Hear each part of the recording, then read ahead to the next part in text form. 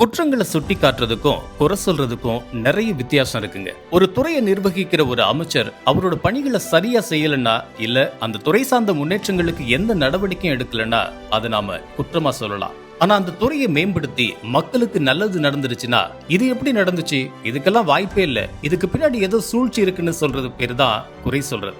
அப்படிதான் கல்வித்துறை அமைச்சரா இருக்கிற அன்பில் மகேஷ் பொய்யாமொழிய சில ஊடகங்களும் எதிர்கட்சிகளும் இந்த வருஷம் அரசு பள்ளி மாணவர்கள் தேர்ச்சி எப்படி அதிகரிச்சிச்சு, விழுப்புரம் மாவட்டத்தில் உள்ள ஒரு தேர்வு மையத்துல வேதியியல் பாடப்பிரிவுல 167 மாணவர்கள் 100க்கு 100 மதிப்பெண்கள் பெற்றது கேள்வித்தாள்களை கசிய விட்டுதான் இந்த தேர்ச்சி நடந்துச்சான்னு கேள்வி கேட்டுட்டு இருக்கு. இந்த கேள்விய அமைச்சரை பார்த்து கேட்கிறதும் பள்ளிக்கல்வித்துறையை பார்த்து கேட்கிறதும் அவங்களுக்கு சங்கடத்தை ஏற்படுத்துறதை விட, இந்த தேர்வுல இந்த முறை அதிக மதிப்பெண் வாங்கிடணும்னு நம்பிக்கையோட கஷ்டப்பட்டு படிச்சு மதிப்பெண் வாங்கின அந்த மாணவர்களோட மனசுல என்ன மாதிரியான தாக்கத்தை ஏற்படுத்தும்னு கொஞ்சம் யோசிச்சிருந்தா இப்படி ஒரு கேள்விய முன் வச்சிருக்க மாட்டாங்க. உங்க அரசியல் காழ்ப்புணர்ச்சி எல்லாம் மற்ற விஷயத்துல காட்டிக்கங்க.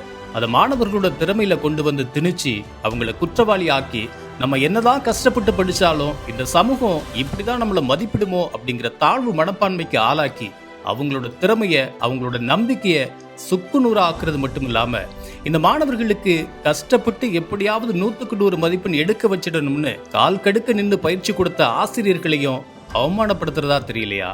இந்த தேர்வு விஷயத்திலேயே மாணவர்கள் மேல நம்பிக்கை இல்லாம அவங்க திறமைகள் மேல சந்தேகத்தை திணிச்சா அவன் எப்படி இந்த சமுதாயத்தை நம்புவான்? அவனோட எதிர்காலம் எப்படி இருக்கும்னு கொஞ்சமாவது யோசிச்சிங்களா அப்படிங்கறதா மக்களோட மிகப்பெரிய கேள்வியா இருக்கு. இந்த கேள்விகளை எல்லாம் அமைச்சர் அன்பில் மகேஷ் கேட்டதும் மனசுல அவ்வளவு ஆதங்கம் இருந்தாலும், நீங்க கேட்டுட்டீங்க, விடை கொடுக்க வேண்டியது என்னோட கடமைன்னு சொல்லி இதுக்கெல்லாம் பதிலளிக்கிற விதமா பேசின அமைச்சர் அன்பில் மகேஷ், கேள்வித்தாள் கசிவோ இல்ல தேர்வு முறைகேடுகளோ இதுல எதுவுமே நடக்கலன்னு உறுதியா மறுத்திருக்கார். இதே மையத்துல கடந்த வருஷம் 104 மாணவர்கள் 99 மதிப்பெண்கள் பெற்றிருந்ததாகவும், இந்த மாணவர்கள் இயற்பியல் கணித பாடங்கள்ல 90லேருந்து 98 மதிப்பெண்கள் பெற்றிருப்பதாகவும் சுட்டிக்காட்டி அரசு பள்ளி மாணவர்களோட செயல்பாட்டை சந்தேக பார்வையில பாக்குறதை விட்டுட்டு அவங்களோட திறமையையும் செயல்பாட்டையும் பாராட்டணும்னு சொல்லி அறிவுறுத்திருக்கார். இத்தனை மாணவர்கள் செண்டம் வாங்கி இருக்கிறதுக்கு ஆசிரியர்களோட அந்த சிறப்பான பயிற்சியும் மாணவர்களோட திறமையும் தான் காரணம். இத பத்திரிகையாளர்களான நீங்க தான் அதுக்குண்டான வெகுமதியை பெற்றுக் கொடுக்கணும்னு சொல்லியிருக்காரு.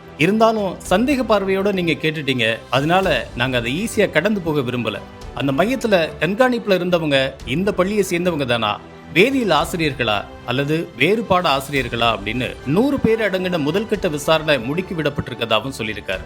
விசாரணை முடிக்கப்படுறப்ப அந்த 167 மாணவர்களும் 100க்கு 100 மதிப்பெண் எடுத்திருக்கிறது உறுதியாக்குற பட்சத்துல அந்த மாடலை எடுத்துக்கிட்டு மற்ற பள்ளிகளுக்கும் அதை செயல்படுத்துறதுக்கான திட்டங்களை வகுப்போம், அப்பையும் பத்திரிகையாளர்களுக்கு முழுமையான விளக்கம் கொடுப்போம்னு சொல்லியிருக்காரு.